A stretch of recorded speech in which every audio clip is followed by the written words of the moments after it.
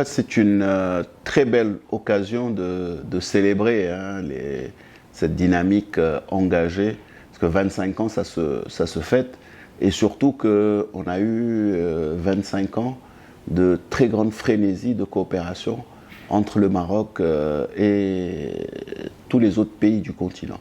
Quand je dis 25 ans de frénésie, c'est que dès son accession au trône, Sa Majesté le roi Mohamed VI a orienté sa dynamique de coopération de manière très forte sur le continent africain. Donc, de manière très forte, avec une stratégie multiforme. D'abord, un renforcement, bien sûr, des liens politiques, ce qui est très important. Ensuite, une orientation économique de cette coopération, puisque c'est un des volets qui a été décidé et sur lequel il y a eu beaucoup d'actions. Troisième élément aussi très important, c'est le renforcement des liens culturels, puisque nous avons eu beaucoup d'actions, notamment cette dynamique de création de la Ligue des Oulémas, de la formation des imams, et aussi une très forte coopération sociale. Quand je dis très forte coopération sociale, il y a eu beaucoup d'actions de financement à travers la fondation, de mosquées, de centres de formation professionnelle. Il y a eu aussi par la suite, avec que ce soit le Covid ou les problématiques agricoles, beaucoup d'assistance en termes de dons de médicaments, de produits sanitaires, mais également d'engrais. Donc c'est une coopération multiforme qui a été très orientée sur le continent et qui a, pendant 25 ans, porté des fruits très appréciables, et on pourra rentrer dans le détail de chacun de ces axes de coopération à votre convenance. Je pense qu'il y a une combinaison de deux leviers.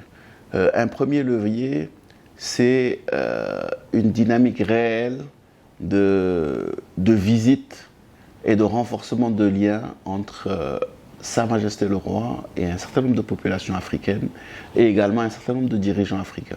Parce que c'est un élément très important. C'est-à-dire que les premières visites royales ont eu très peu d'actions économiques. C'était vraiment des visites où Sa Majesté a voulu renforcer et montrer cette dynamique de redynamisation des liens avec les pays du Sud.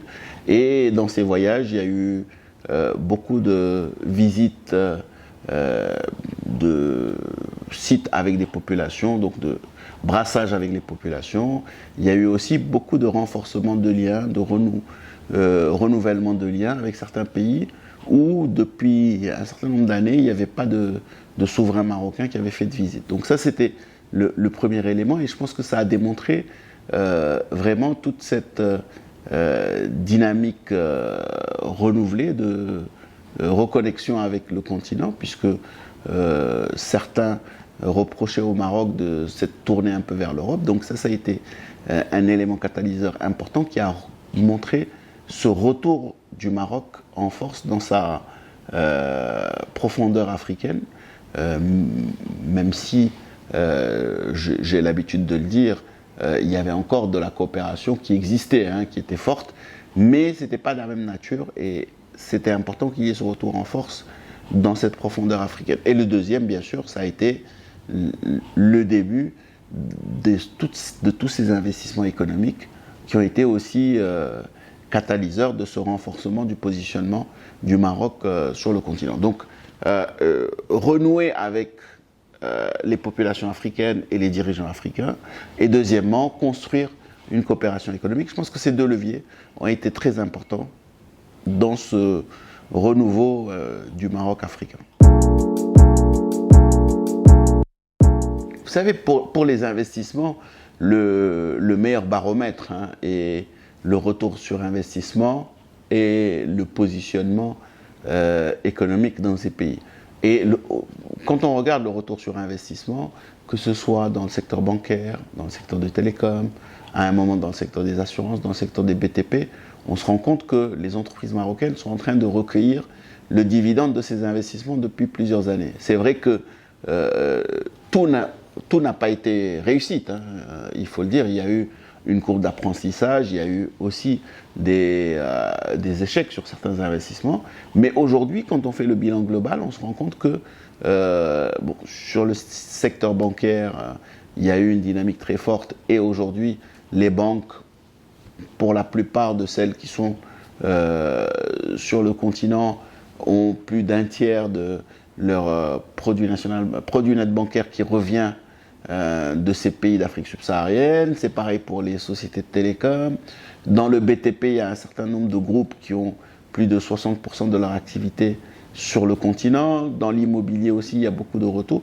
Donc, il y a un réel retour sur investissement. Donc, ça a été un premier levier sur lequel on peut, après 25 ans, avec le recul, dire que ça a été une réussite. Le deuxième élément, c'est le fait que le Maroc soit quand même le premier investisseur en Afrique de l'Ouest et du Centre et le deuxième sur le continent. Ça veut dire qu'il y a une dynamique très forte qui a été engagée et qui aujourd'hui donne ses fruits.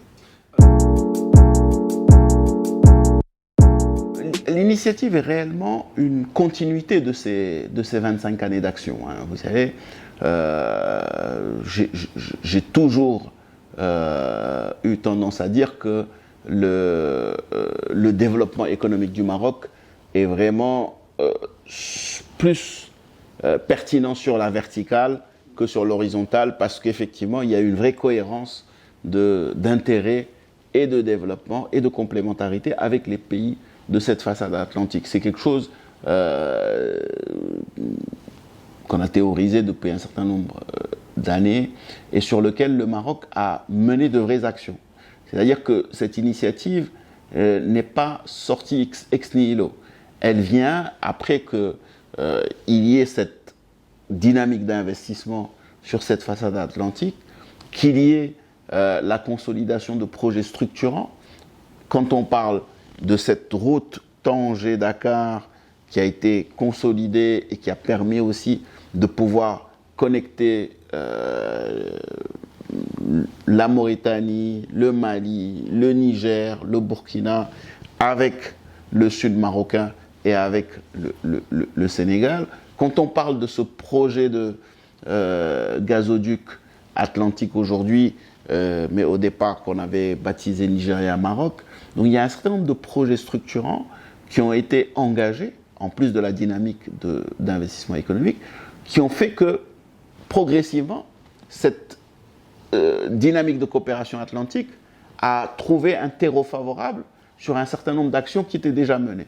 Donc, elle vient au bon moment parce qu'une fois qu'on a initié un certain nombre d'actions d'investissement, une fois qu'on a initié des projets de cette envergure, c'était pertinent d'en faire une réalité économique et demain institutionnelle parce que l'exercice a montré qu'il y a un véritable intérêt économique, social dans cette initiative atlantique.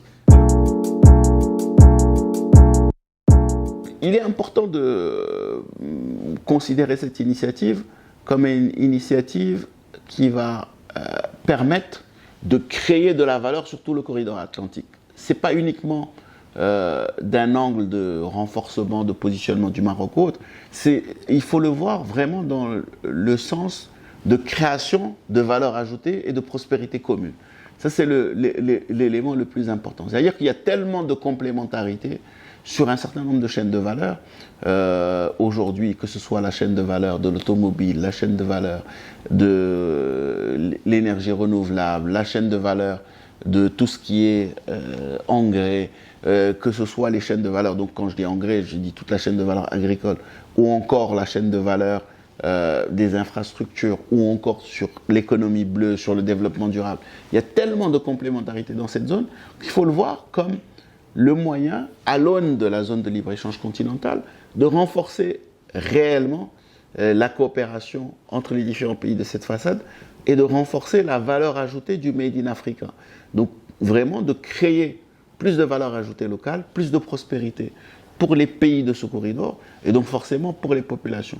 Donc je pense qu'il faut plus l'analyser sous cet angle de prospérité partagée, de valeur ajoutée supplémentaire dans ce corridor atlantique, que de positionnement du Maroc ou d'intérêt du Maroc. Il y a plusieurs chantiers qui sont déjà ouverts ou vont s'ouvrir, en tout cas vont être les chantiers du futur. Le premier, il faut qu'on avance pour concrétiser de manière opérationnelle ce gazoduc Nigeria-Maroc. C'est un projet sur plusieurs années qui va vraiment renforcer de manière très forte la coopération de ces pays de l'Atlantique. Deuxième élément qui va être très important, c'est comment, à travers justement le levier de la ZLECAf, on va créer du vrai développement industriel en complémentarité de chaînes de valeur entre les différents pays. Aujourd'hui, il faut qu'on ait plus de valeur ajoutée continentale sur l'automobile marocaine, plus de valeur ajoutée continentale sur toute l'industrie de la mobilité durable, notamment de la batterie, du stockage énergétique, etc. Plus de complémentarité entre les différents pays et plus de valeur ajoutée panafricaine pour cette chaîne de valeur. Il faut qu'on ait aussi une vraie économie bleue qui se crée entre les différents pays de cette façade atlantique. Sur la partie énergie renouvelable, il faut qu'on ait une consolidation du développement énergétique sur ce corridor atlantique. Il faut qu'on ait aussi un vrai développement de l'écosystème agro-industriel à travers le continent et notamment le renforcement de la filière engrais, donc fertilisants, à travers le continent parce qu'on peut le faire. Donc, il y a énormément de chantiers qui vont s'ouvrir dans les années à venir ou qui sont déjà ouverts, qui vont permettre de renforcer cette consolidation. Et bien sûr, dans cette dynamique-là, il va falloir, et là, on y travaille en tant que secteur privé, développer plus de joint venture entre les entreprises marocaines et le secteur privé des différents pays. Et dans cette perspective, avoir plus d'investisseurs d'Afrique subsaharienne qui viennent investir au Maroc. Et c'est dans cette joint venture, dans cette habitude de travailler ensemble, qu'on va créer ce flux dans les deux sens qui va permettre justement de renforcer la présence des entrepreneurs d'Afrique subsaharienne au Maroc parce que c'est une vraie dynamique qu'on veut engager et sur laquelle le Maroc est très regardant et que le Maroc veut vraiment pousser.